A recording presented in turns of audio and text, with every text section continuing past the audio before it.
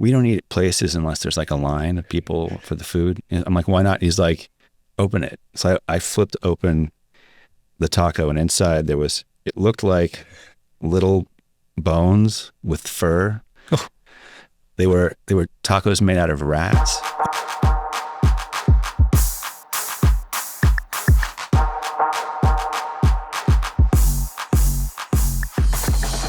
All right. Sean, Bryce. Yes, sir. Thank you for being on The Creative Drive. This is the podcast about creators and the creative aspect of the automotive industry. You're a photographer, a creator. You're also a fellow podcast host for Just Fix It in Post podcast, right? Yeah. Welcome to the show. Thank you for having me. All right. First of all, we're in LA. You're in San Pedro, but how have the fires affected you? I think your partner, I think you're on the podcast, had a little bit of something going on during the fires. Yes. Yeah. Kip from Sean and Kip, Mm-hmm. we've been creating content together about 2 years now. And when the fires first happened, he had reached out and sent me kind of some videos, and the where he was at. He's deep in Malibu, kind of near Los Flores Canyon.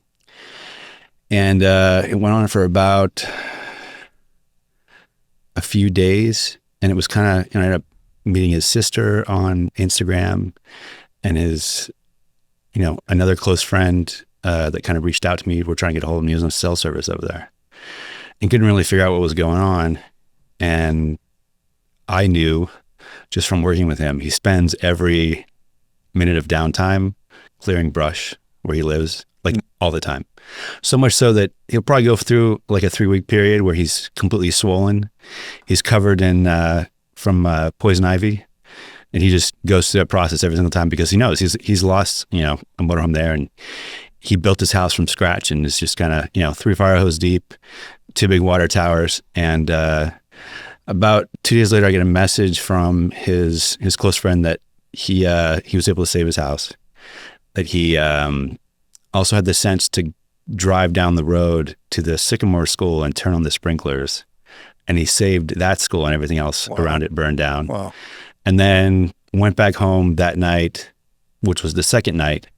And then there was another neighbors of his, he smelled smoke and went over there and saw that they, a few trees were on fire. So he cut the trees down and then he didn't have any water, and used a shovel to then cover up the entire area around the person's house to save it from being burned down. Wow. And then he tried to go out for water and ended up picking up another people that were, stranded, took them to their house, helped them save their house again the next 6 hours. It was like one thing after another, So I was trying to figure out how to get him gas and water and food. I reached out to ABC, all the news channels. They were talking with me. They were like, we're going to send out the CHP to do the sheriff to do a wellness check. And, we went through that. And by the next morning, they're like, we're out. There's nothing we can do. We can't get in there. And he's like, apparently he had texted a neighbor, said something like, I'm not going to get out. I'm just going to stay here because if I leave, I might not get back. I want to be able to protect my property. So he did that. He didn't realize that it had been 4 days that he had been doing this without any sleep. Wow. He didn't stop. He finally left the following Tuesday for a 3-day job. And now he's still stuck out and can't get back in. It's just covered by National Guard, the whole thing. Oh, wow. So it was insane. And then, the department chair of photography, Everard Williams, close friend of mine, he lost his house and his parents' house up in Altadena, and he still can't get there. Yeah. So it's been, the crazy thing about this is that I feel like it's changed LA forever in that respect. Like everybody who lives out there, or at least grew up out there, knows somebody that's lost a home. Yeah. So it's crazy. We were just talking earlier that, it's probably changed the face of LA for decades now, even rebuilding the population, obviously, the infrastructure. I mean, LA will never be the same. But there's great stories like that about your friend, and there's unfortunately terrible stories out there as well, like people trying to take advantage of this situation, which is very, very unfortunate. But I'm glad your friend got out. He's I just got a text from my friend too. They were in the Palisades, and they lost their house and a condo, and his wife's Japanese, so they just went to Japan. They're like, okay, Oh, wow. yeah. It's like, what are we going to do here? There's nothing they can do. So they just like flew back to Japan. Going to stay out there until, things settle a little bit, I guess. But there's really not much you can do at this point, which is very, very sad. Yeah. I don't know that, with as hard as it is to build out there, I don't know that people will, especially like some of the places along the coastline there. Like I live in near Palos Verdes, and with the landslides there's people that have lost their homes, and the government's already bought the property from them. So Portuguese spend, right? Yeah. That area is falling into the ocean. Yeah. So a lot of crazy stuff happening. Yeah. A lot of crazy things, but I'm thank God. You're here. You're safe. Yeah. We were fortunate enough. Very lucky to get away from the fires. But anyways, on a brighter note, glad that you are here, and you've been actually working with Racer far longer than I have. I just joined in September. Tell us about your story with Racer and how you got started working with the team here.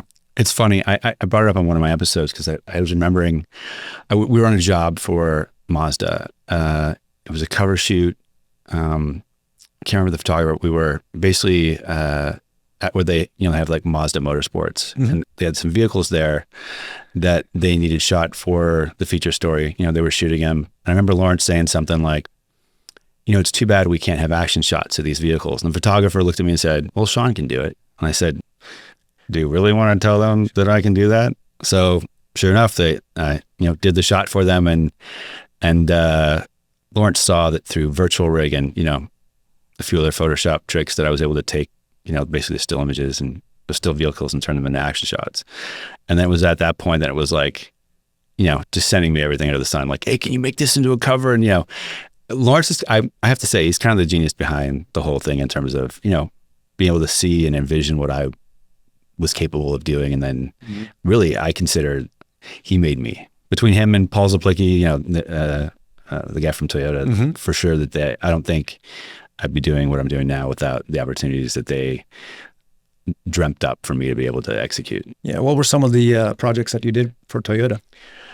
I feel like we launched every single vehicle except for like the Toyota Sienna. I mean, there was everything from the Prius C Persona series to the Supra. There's a coffee table book that came with the Supra first edition that I got to be the lead photographer on. We launched the Tundra. We raced the Tundra in Baja 1000. We did a 5-episode series with Jay Leno, racing to Tacoma in the Mint 400. I feel like there was so much. We did a road trip through Europe with the Toyota 86, and a press crew, it's one of those things where you're taking pictures on the side of the road in Munich, next to these giant mountains, and you're thinking like, this is the coolest job ever, and then you show up and you rush inside and all the food's set up for you and you just sit down there and slam your mouth with stuff and then take off again. I call it the good old days. It's kind of those things where I can't imagine having those opportunities again, to be able to sit there and fly in, meet Taro-san, and then be able to see the Supra for the first time with my own eyes, and then, spend the next 3 years shooting it in various places. So yeah, it's totally a dream for sure. Hey, thanks for watching. Please make sure to like and subscribe, whichever platform you're on, and leave some comments. We actually read every one of them, and it's actually great for the algo. All right, back to the show. Yeah, which one was your favorite shoot that you did with Lawrence, for example? Favorite shoot? There were so many. There was one of the most memorable ones, I don't know if it was my favorite, but it was one where we were shooting up at Tajon Ranch. It was the TRD Avalon and Camry. And they hadn't shot there in a while. So there's a bunch of debris on the roads. And I remember looking out the window with the arm car, and we're getting ready to do footage. And there's Lawrence with his sleeves rolled up and a broom. God damn it. Gonna get all this stuff out of the way, just shoveling, getting the road cleared so we can get all the shots without having to damage the vehicles, because, the client was there looking at us like, is this going to be a problem? And he just always was hands-on like that, no matter what it was, Germany was pretty memorable for the Supra reveal. That was pretty neat. There was just, every single one had its own. Okay. They sent me this. I feel like this was a little bit of like, we're going to tell you the least amount you need to know and you'll figure out the rest on your own. Okay. But I had no idea what the Baja 1000 was going to be like. And they're like, oh, Ryan Millen's going to go down in his side-by-sides and do some pre-running. Mm-hmm. Why don't you go with him and, do some scouting and find out some of the good places to shoot? There was no good places. It was sitting in a side-by-side, 12 hours, 650 miles, wearing goggles and a helmet, and all of my gear in dirt. Yeah. And Ryan wouldn't let me carry a hard case because he didn't want to knock the gas cans out of the back. Okay. So everything was in a backpack. Yeah. And slowly but surely, with enough friction, every single piece of camera equipment I owned got launched out of that vehicle. And Ryan thought it was the funniest thing in the world. And I hated it. I remember, we got down to like Ojos Negros and, you're covered in dirt, your morale is crap. And you're just like, I want to be able to sleep through the middle of the night. You turn the water on, it's slightly brown in the shower. There's literally frogs jumping everywhere. Yeah. And all I kept thinking was, I want to like wrap myself in my hoodie and I could pull up my like pajama pants, covered myself in my socks and like just tucked my hands in there just to go to sleep as frogs jumped around me, thinking like, I'm just going to make it back to LA. And of course, the entire time, your stomach is in knots because the food you're eating isn't exactly the greatest thing for your body at the time. I remember there was one moment actually when we were doing the Baja 1000 that they had pulled over and I was starving. So I ran across the street to get some food. And one of the bad idea. One of the guys was literally like, did you go over that? I said, yeah, it's pretty good. And he's like, we don't eat at places unless there's like a line of people for the food. And I'm like, why not? He's like, open it. So I flipped open the taco and inside it looked like little bones with fur. Oh.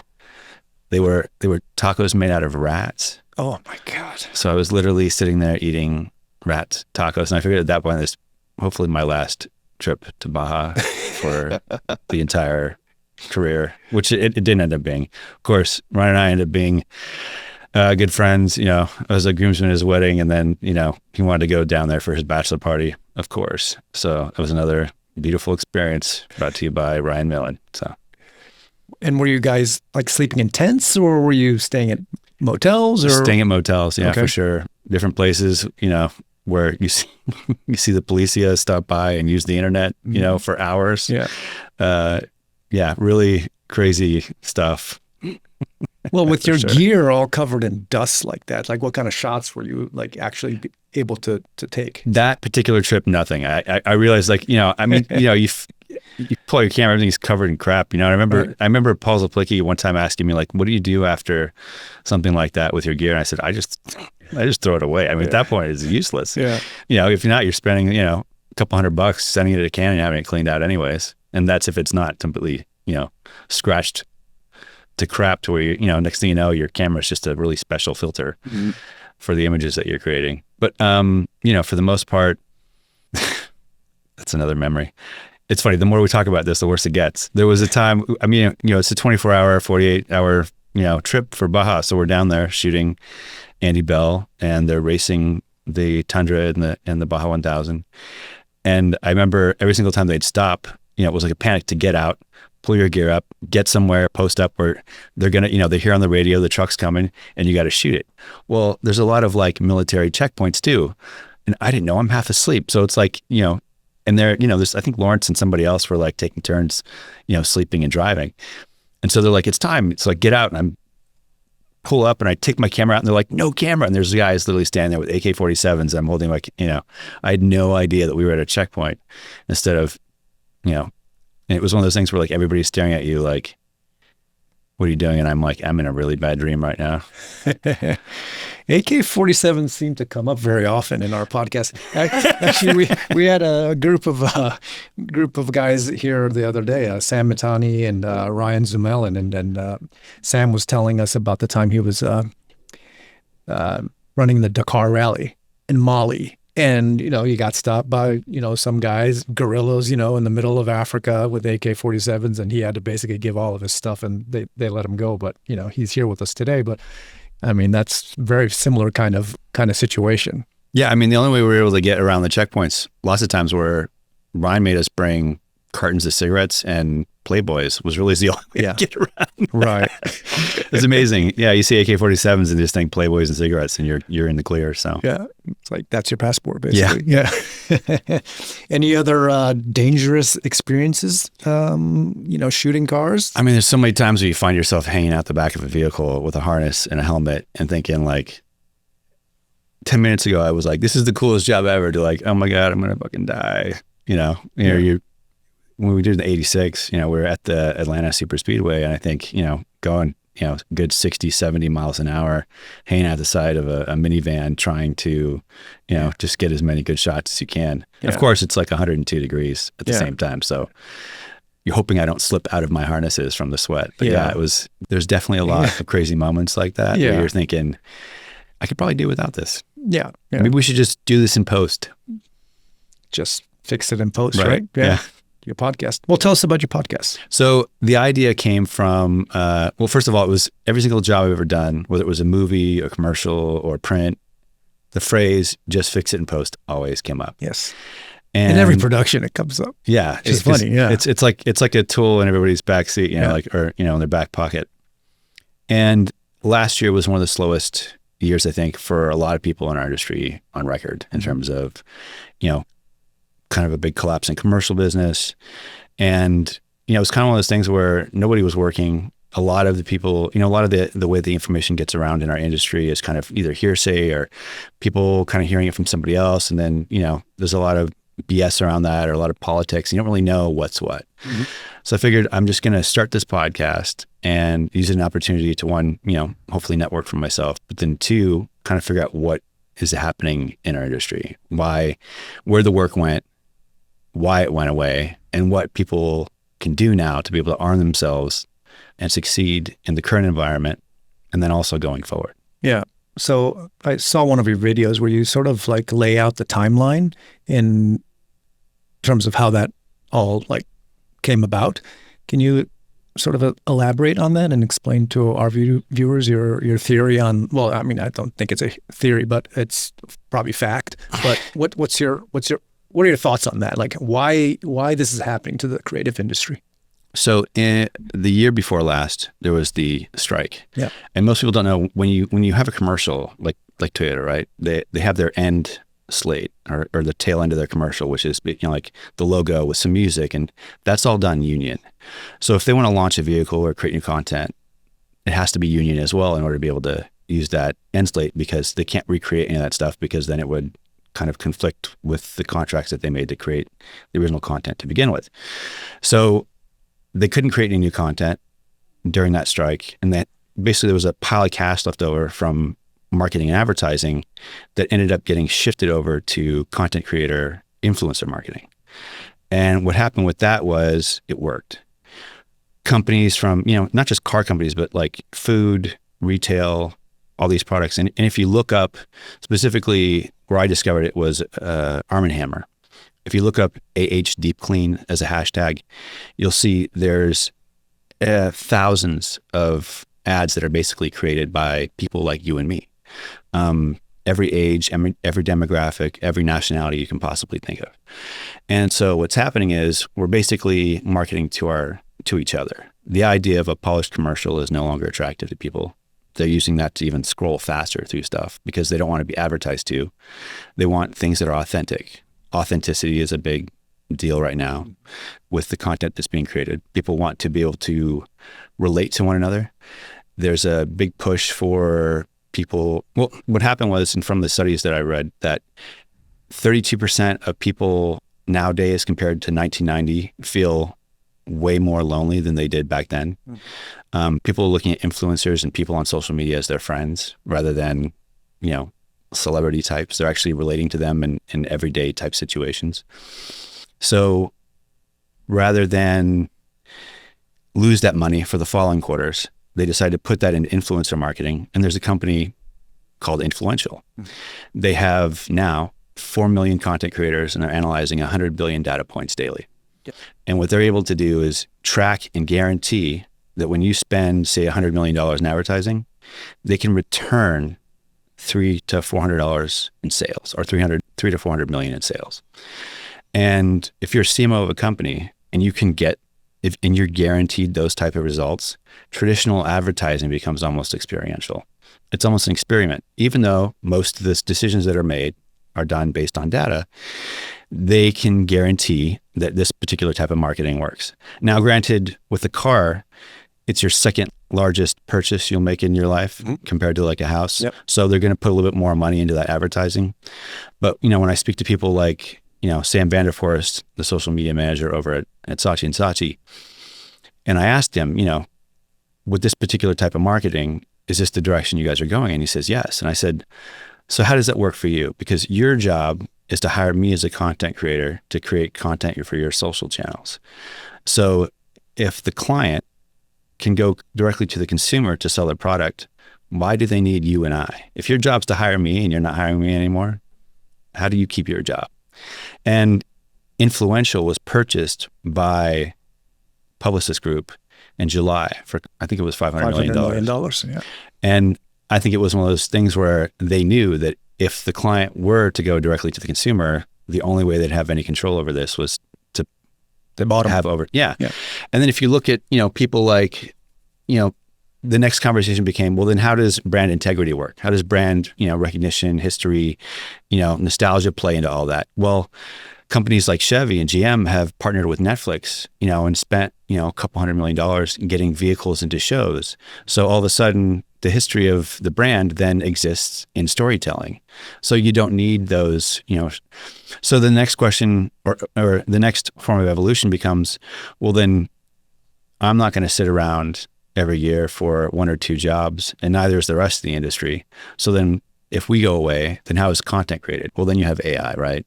Coca-Cola was a perfect example of, hey, we can create content with this stuff. We don't need a big giant production.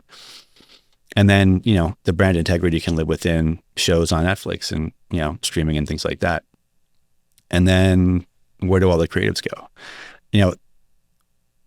The question then becomes, and I had Corey Seaton from Burrell Communications on. He's a VP Group Creative Director, and he was kind of telling me, the question of the ethical questions need to be brought up, and the limits need to be pushed so people know where the line is, and we can kind of figure out what that is and where it breaks. And a lot of times, I feel like the big ask has always been, we want more for less. We want more for less. And everybody on my side of the fence was always like, when is this going to break? When is this going to break? It went from doing a shot or 2 shots a day to 30, and then social, and then video, stills, social, all in one day. And then, over multiple days with multiple content creators. I've been exploring every possibility of everything. And then, also kind of experimenting with what works and what doesn't, because the way Influential works is it's kind of the Wild West. It really doesn't matter how many followers you have. The algorithms know that I can go with my family to the beach in my Toyota Sienna. I can film a little video and post it on Facebook to my 200 Facebook friends. And then there's somebody sitting at a car dealership scrolling through TrueCar app, waiting to make a decision about their second largest vehicle purchase. And they just happen to see that video of me with my family. And that's what sways them to make that purchase. Mm-hmm. And there's no rules in social, especially with the algorithms or any of the, they know where you're at, what purchases you've made from your Apple Pay, your bank account information, your geolocation, what websites you're on, what information you're gathering, the conversations you're having with other people, and what you're talking about to your spouse in your own house. They have all of that data.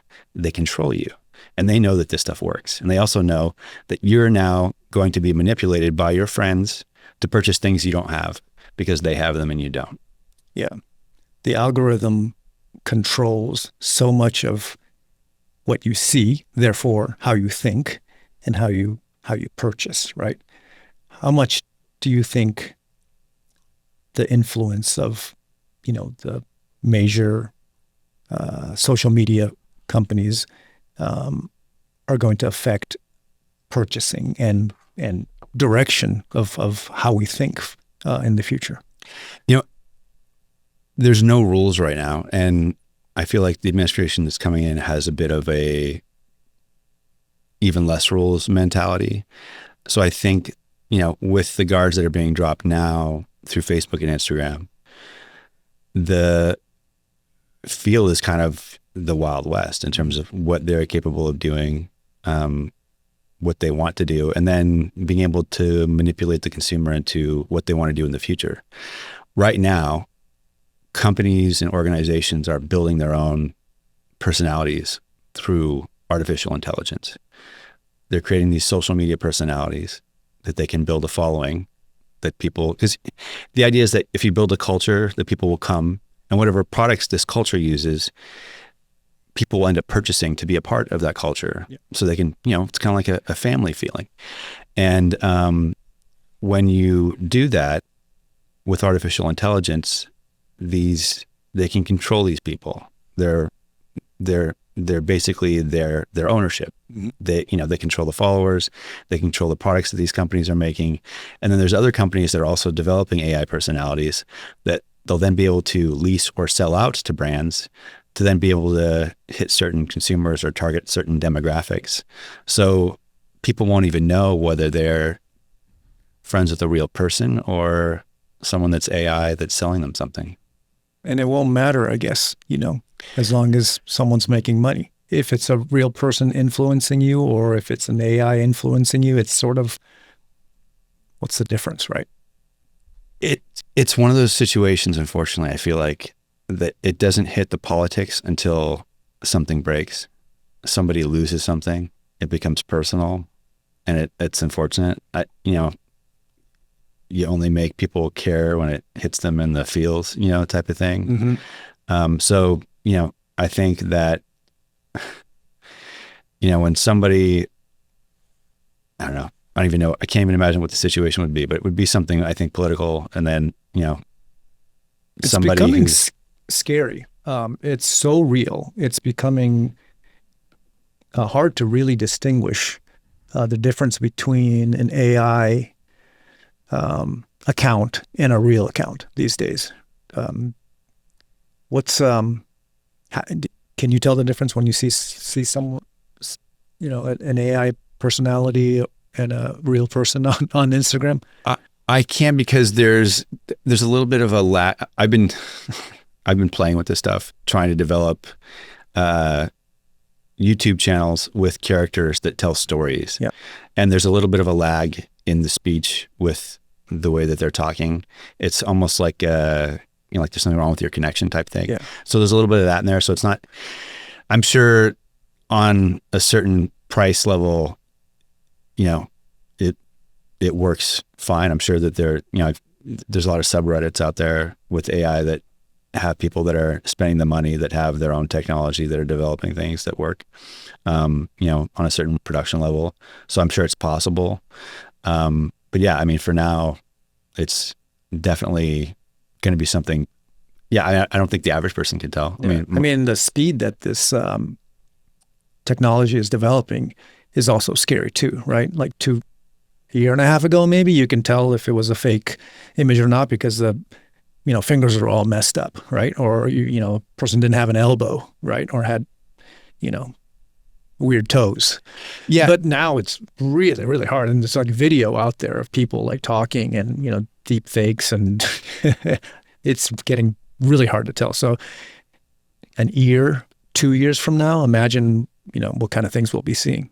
Yeah, there was for the longest time, I feel like for 6 months, there was a stream, a Twitch channel that was the Biden-Trump debate. And it was, basically people who would donate or make comments in the comment section, and then that would then be automatically incorporated into the debate. It was AI, Trump and AI and Biden, but it was still this dialogue that was happening between these two people that people could have easily taken clips from and, done their own videos with. But in terms of what the limits of that, in terms of those limits now, there's a bit of a wall that they've hit with AI, especially like on the NVIDIA side in terms of their development. They were expecting this multiple of self-learning and self-growth, where it would be completely exponential, mm-hmm. almost infinite. Yeah. But they've hit a slight bit of a wall now where, I'm sure anybody who uses ChatGPT would know sometimes the stuff that it's spitting out isn't. Yeah. It's BS. It's yeah. BS. Yeah. So having to sift through that to get to the actual information and know that, obviously if you're working in a medical field and you're looking for something to kind of recognize cancer, Yeah. and you're going to treat every single, diagnosis that comes out of this thing, you want it to be right every single time. So there's a little bit of like, we have to be able to get it to recognize what's real and what's not, and then be able to understand the difference. Because at the end of the day, AI only knows what we tell it. Yeah. And a lot of people are putting, crap out there, and it's sucking all that stuff up too. So, if that's what they're learning from, that's what they're spitting out as well, right? So do you use AI for any of your production? I use AI for literally everything. It's from planning my day to, every aspect of my podcast I used AI. So, when I get a guest, I literally download their LinkedIn resume, right? I upload that to ChatGPT. Yep. Give me a witty intro. So I get the witty intro, I record it, then I run that recording that I've literally recorded on my iPhone. I send it through the podcast.adobe.com filter. Yep. So it sounds the same every single time. Upload that, send that to them. Do you like this? Great. Whatever changes they need, they let me know. Then I take their bio, upload that with the intro, and I ask it to generate 10 questions based on the industry that they're in, their experience, and their interest, and then what the future of what they do looks like. So there's a little bit of negotiation, a few prompts going back and forth. That gets then put out. So I have those 10 questions. I go through the editing process, in person, and then I download I upload it to YouTube. I download the transcript from YouTube, upload that to ChatGPT. Then it gives me an episode summary. I post that as a summary, and then every single time I export the full episode, I'll then upload that to CapCut, and I do the long to short form videos. So it'll spit out like 17 to 20 videos. Now, sometimes I'll use the stuff that it creates, but most of the time I want to kind of go back and manipulate my own. So CapCut's like Opus, where it could designate the parts that are most interesting within the long form. Yeah. So it'll do it. Kind of goes through and picks up, like, I'd say segments of interest. Either keywords or things that people kind of come up frequently, and then kind of piece that out, and I can kind of pick the link that I want. A lot of times there's, based on my experience with all the different social channels and the way that they process information, I'm kind of looking for a solid 15 to 20 second start to that particular short.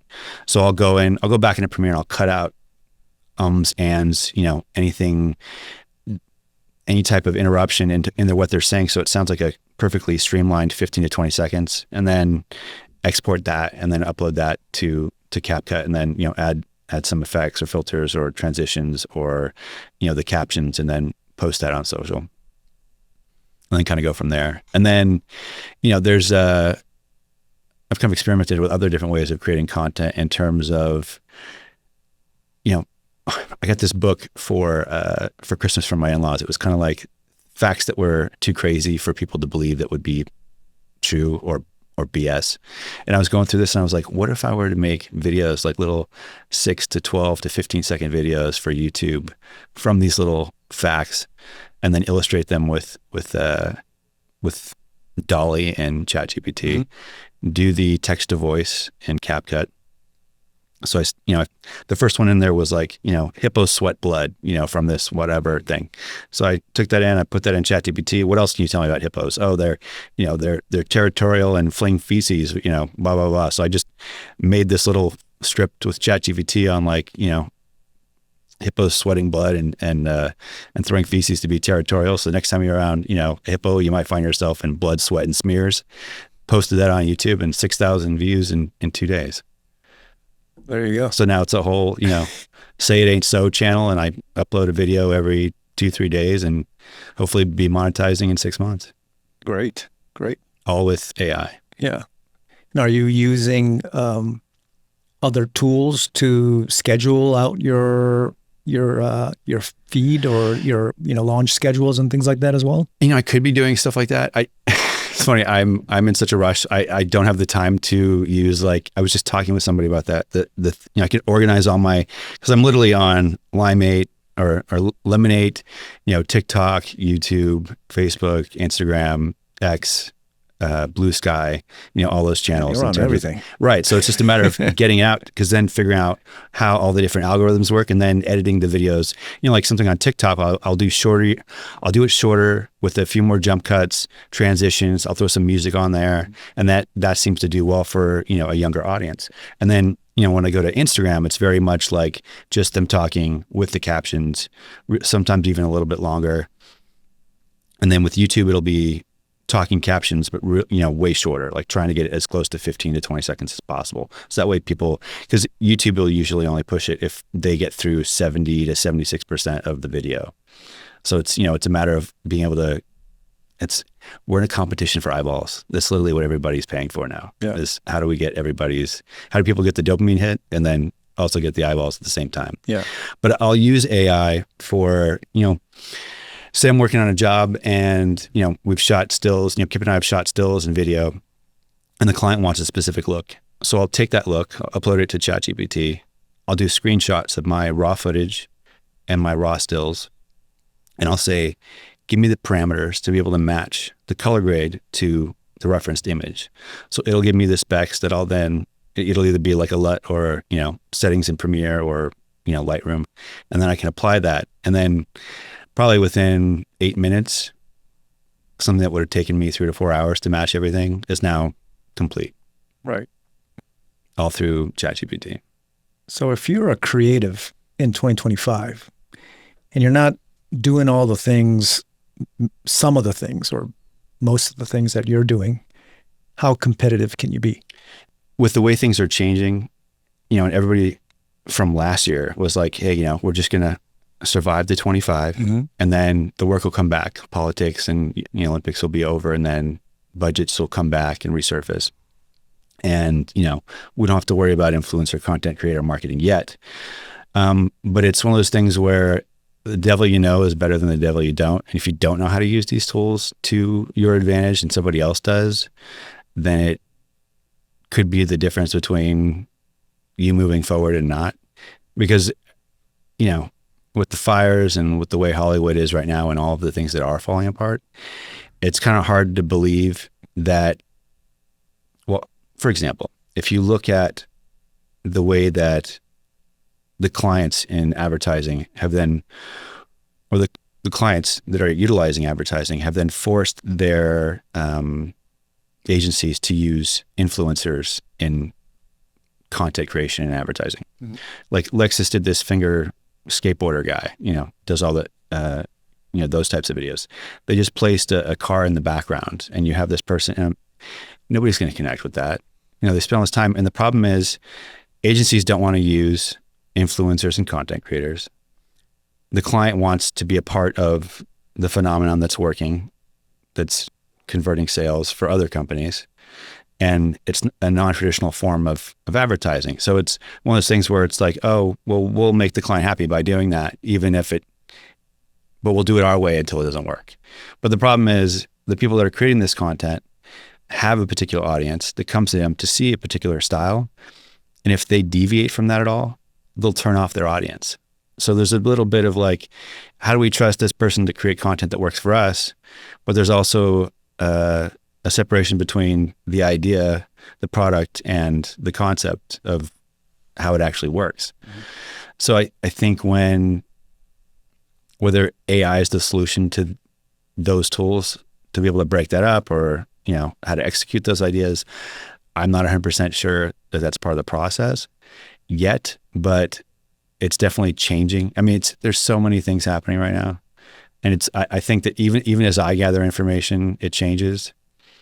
I mean, I have an interview this weekend with the CRO of PubMatic, programmatic advertising. They do basically everything that isn't social media advertising, streaming, web banners, websites, comments, video commercials, the interactive ads on streaming when your TV pauses, through Apple TV and things like that. So, and they're able to track all of their advertising into sales. So I'm curious to see how that is doing and how that's evolving, if the content creator influencer market is where ad dollars are going ultimately. For a brand like Racer, for example, 33-year-old media company, print.com app, how does a brand like Racer work with creators? I just came from a media event with Car and Driver for Toyota. And one of the discussions I was having was the issue with taking an old editorial piece and trying to convert it to being relevant nowadays is, there's the website. It's the ultimate beast that constantly needs content in order to run. But people are forgetting the process of how they connected with magazines. You first got a magazine because your dad was a subscriber and got it delivered to his house, and then he would read it and leave it on the table or share it with you or your uncle or your grandfather or somebody got a subscription to a magazine. So you're essentially a memory that you had with a parent, and that then trickled down to you, or the stories or whatever that you were reading or were a part of. And that isn't being left behind now. There's no way so the only way to me to be able to connect with a consumer on all levels is to be able to, use like the content creator, influencer, marketing type and get somebody get on their feed who is 16 to go to, that is into racing or that is into driving, to go to these events and tell you what it's like from their perspective. So that way people their age can connect to it and care. Because it's like, I had Patrick Young on from Welcome, and he was telling me like he was teaching his daughter how to drive now. And, they went to a few stop signs or whatever and down the street and up the hill. And then he was like, all right, go ahead and drive home. And she's like, where do I go? And he just realized like she has no idea how to get home from anywhere because she's on her phone every single time they're in the car going anywhere. Mm-hmm. So and it's not that that's wrong. It's just, these are the tools that people have now to communicate and, culture in the present. So being able to utilize the way things are now with the culture that exists and make those things relevant to the people that exist within it is, I think, the tool to longevity. It's constantly evolving with the process, being relevant, connecting with people, giving people that are younger access to, racing and motorsports so they can understand what that's about and how they can, then, trick out their car to then go, do SCCA stuff, and be able to work their way into kart racing to then become, a race car driver themselves. I used to work at Disney, and the one thing that they explained to me was that everybody, no matter what age they are or what status in society, should always, like for princess, should always have access to be able to be a princess, whether they're wealthy or poor. We shouldn't deprive anyone of that. Mm-hmm. And I think that goes for all types of aspect, media and culture. If you don't know that the next Lewis Hamilton isn't going to come out of some, jungle in the middle of, South America. We don't know. Yeah. But if you are able to give as many people from as many cultures and as many ages access to information in the racing and how it's taking place and what people are doing, and you just might spark something in someone else and ignite something that the things that you can't possibly think of. And I think when you're able to give people an opportunity to dream, get kids, 18, 20, 30-year-old people, access to information and events and how these things work, and really insight and really genuine experiences, again, authentic, that people can relate to, I think it'd be easier to build a following and then let them dictate what they want Racer to be. Because everything, feel like it stems from 10, 12 years ago. Everything was about customization and making things your own, like, buying furniture, you want to be able to customize and put your name on it and make it, and I think now it's the same thing with information. People want it packaged the way that they want to see it. And the more access to information and events and sports and culture that you give people, I think the more they'll get out of it, and the bigger following you have. I was telling Car Driver and all these other magazines, you guys are here competing with each other for eyeballs, but you're not thinking about that you're trying to also connect with the consumer. And the problem with that is, like the cell phone, right? before cell phones, anybody who had a camera could be a photographer. But now that there's a camera on every cell phone, everybody's a photographer. Now that everybody's on social, everybody's an advertiser. Everybody that I know has a car. Everybody at some point needs information about cars in order to make a purchase. So why would they not go to somebody who knows something about cars like themselves to be able to make that purchase or have a better understanding of vehicles? So it's I think being open-minded to, you don't have to be, like you said, a gearhead to be able to talk about this stuff or to communicate with people. It's more like the thrill of, man, how fast are they going? They're pulling how many G's? Like when I found out that like somebody lost like 10, 12 pounds in water weight during a NASCAR race, I was like, that is crazy. Like that's stuff that just like, to me becomes, a little bit of shock value, but at the same time, it's like, oh, wow, that really is intense. Like, what are they really going through? And just kind of, I think when you humanize things, like these racing events and these sports, people relate to them more, and especially I feel like people are less into things after the pandemic, or it's harder to get people into stuff because they are isolated and people do feel more alone than they were before. Which brands, in your eyes, do you think are, getting it? Man, I really haven't thought about that. I've thought about the ones that aren't. But in terms of the ones that are, I'm not sure. I mean, I really think anybody that's kind of touching into the younger audience that really is,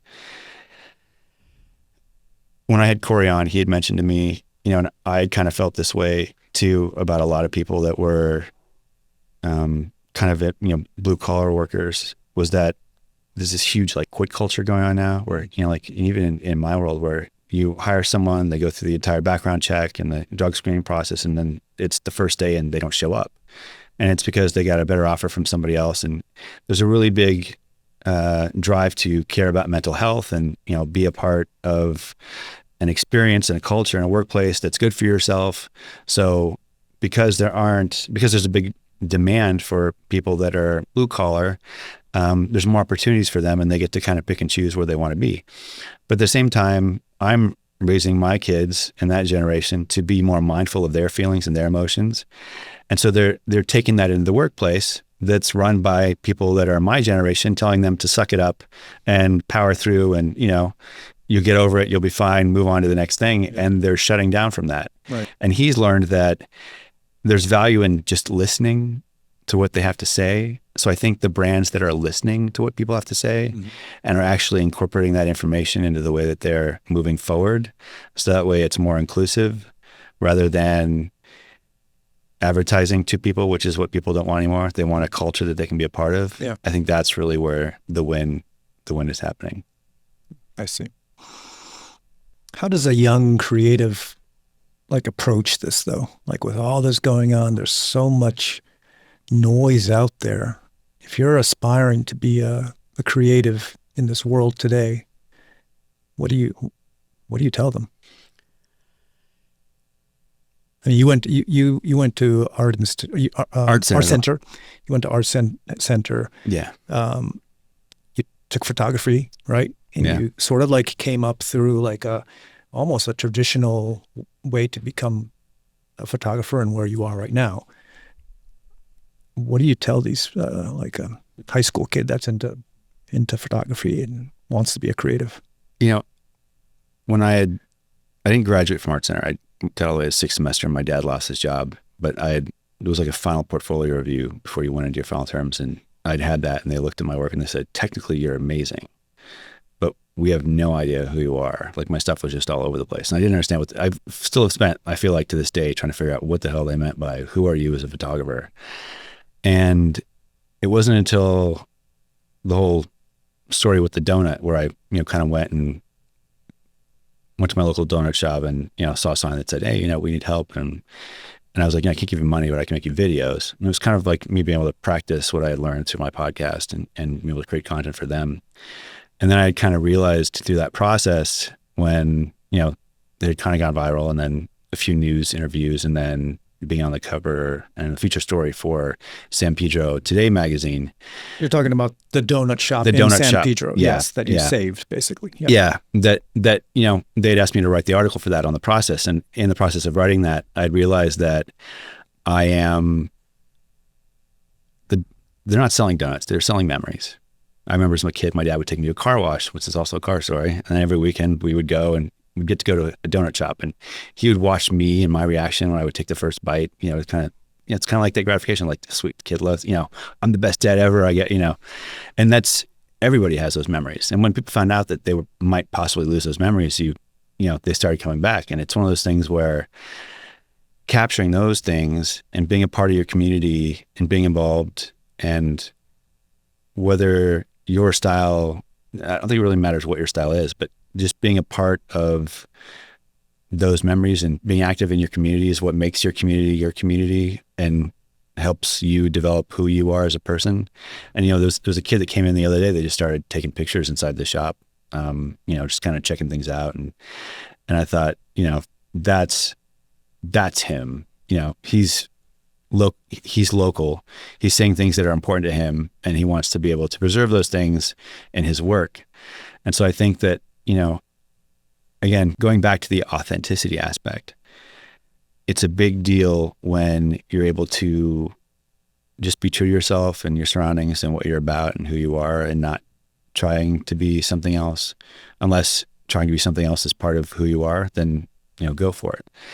But I think you definitely don't want to say no ever. You want to say yes to every opportunity that comes up. I mean, it's funny, even as a kid, I worked in the new accounts department at a brokerage firm during the summer when I was 13 and 14, and then worked as an airplane auto mechanic, when I was 15. And it made me realize what I don't want to do. Mm-hmm. And so I'm glad that I did those things, because it helped me understand, being covered in oil when it's 100 degrees out was not for me. But then I had no idea that hanging out of the back of a car at 50 miles an hour in 106 degree weather was my thing either, but it turns out that it was. But you won't know until you do these things. And I feel like also with all the people that I've had on the podcast, the most common theme is, I wish I had said yes more often, because they feel like a lot of opportunities they would have passed on, or a lot of people worry about what other people think too much, and that hinders their process. I feel like Alana said it best, that I was asking her about autonomous driving, and she's like, oh, I would never be into that. And I said, why? She's like, because there's a magical process that happens when you're driving, where you're only using part of your brain, but it also distracts the negative part of you that judges yourself. So you're able to creatively just wander, and you're able to come up with stories and solutions and just wander and not have any worry in the world about what you're doing or where you're going. And that's a beautiful part of being able to be yourself and be creative. So not judging yourself, not worrying about what other people think, and saying yes to everything, I think will kind of prepare you for the opportunities that might come your way in the future, for sure. Yeah. So the weird thing with and authenticity is, I think, key, right? And a lot of people who've been guests on this podcast have always said that as well.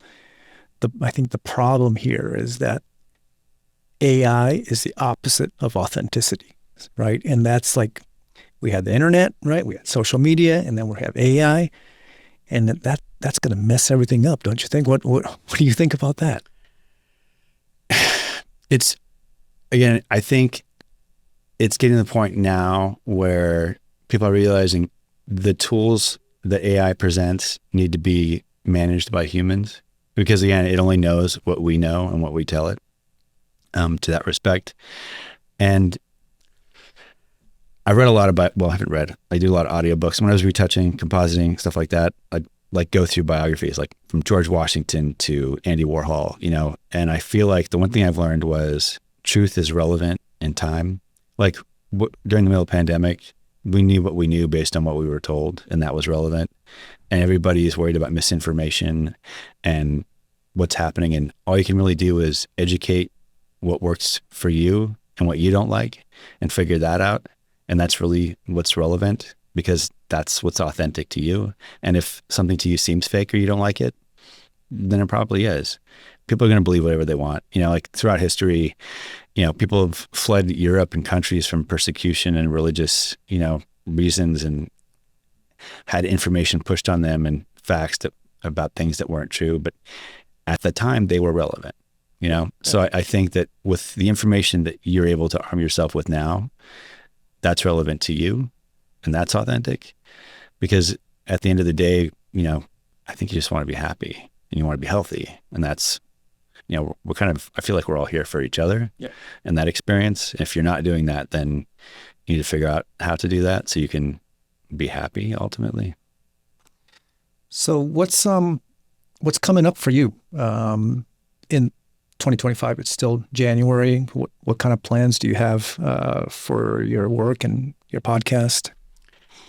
It's one of those things where it's been kind of a domino, or one opportunity has led to another, just kind of open conversations about, integrating AI into content creation, and then user-generated experiences in order to be able to communicate how that works for everyone else, how to be able to utilize tools for yourself to be able to maximize your potential and what you're able to do with your future. I have no idea what this, it's funny. I started last year out with a bang and I was like, man, this is going to be great. I rebuilt my closet, bought a bunch of shoes. And then 2 months later, I was like, we're all in it, So I have no idea how the change is going to happen, but I do know that being proactive and not being opposed to anything, being open-minded, trying as many new things as I possibly can, experiment. I used to not be on TikTok, and it was like, I'm trying to think like for what reason, for why. It was kind of like, oh, because they wanted my data, and it wasn't for older people. And it was like, I feel like there's so many things I've, again, like missed out on by not doing certain things. So there's that. And then there's really just a matter of figuring out what type of content I want to create and what makes me happy. And then figuring out how that works. Communicating all that stuff to other people has been really eye-opening for them. I tell them and I show them these, the that hashtag I was discussing earlier. And just, it's kind of like one of those things where these are things that people have talked about, but to actually see that they're happening and that it makes sense of everything that everybody's experiencing right now in the industry. So it's a matter of, I think, just doing what you like to do, but being open-minded to what your opportunities might be, and not waiting for something to come back or hoping that things will change. I feel like that's the worst reason to not do something. Yeah. Do you get more fulfillment from talking about these things and advising people these days rather than doing the work itself? Because I think you're doing great stuff with the podcast by informing people and, letting creatives know more about the world from a different perspective, right? It's not just about hitting the shutter these days. You got to be intelligent about the whole industry and the world that surrounds us with social media and ads and marketing, right? You just can't be just great at one discipline, right? These days. And I think your podcast really shows that work, and I feel that from you. But which do you prefer better, actually doing it or educating and talking about? My ADD has me on it's always been my problem, right? Like I was, I'd been a photographer, I'd been a composite artist first, then a photographer, then a director, and then I'd gotten into motion graphics. And then, I was like, well, I can't do Adobe After Effects because then, I'll know how to use the entire suite. And then next thing you know, I'm doing CGI. And then, Toyota presented me with a challenge where they wanted to communicate their, the process of their life cycle and lithium ion batteries, to their consumers or to their vendors and internal.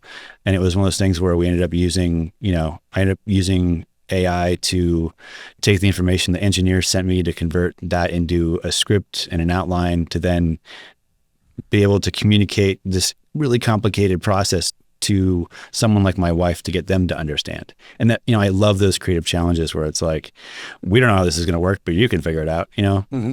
And I think that being able to utilize more tools to see what the future holds, and then be able to incorporate that into, like, I really like to, I'm always looking for cheats. How can I do things better, faster, smoother, more efficient, more cost effective?